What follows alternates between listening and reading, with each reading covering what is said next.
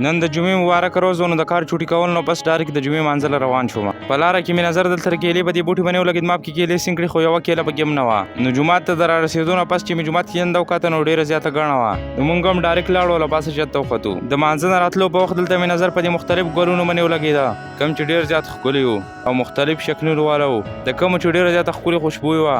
نو دلته د پارک ته راغلو کوم چې مکمل خالي پروت و. صرف دغلته یو دوه رکان پکې لګي خو هنداڼه کوو او په دغه پورې ځای کې یو کس ناست و سټډي کوله.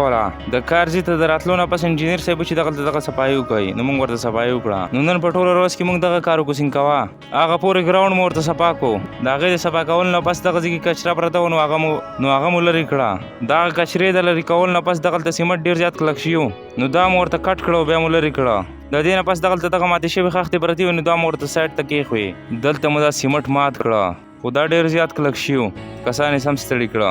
د دې نه پس مې ورته ورټایم ولګاو او دا ګراونډ مې ورته صفا کړو. کوم ځای کې چې کچره پرته وه نو هغه مو ورته لرې کړه. د دې نه پس د څښلو اوبه ختم شوې وې نو قاري مې ځان سره کړو او روان شو چې د څښلو دا اوبه ورته راوړو او ثواب راته میلاو شي. په لاره کې مې نظر په دې شنو بوټو باندې ولګېد سینګ قاري ورته دا لوښه کېښود چې دا ډک شي او دلته دا اوبه داسې یخې وې چې هر څوک به په لاره راته نو دا به یې څښلې. ما هم ورته یو ګیلاس وڅښلې او بیا واپس را روان شو.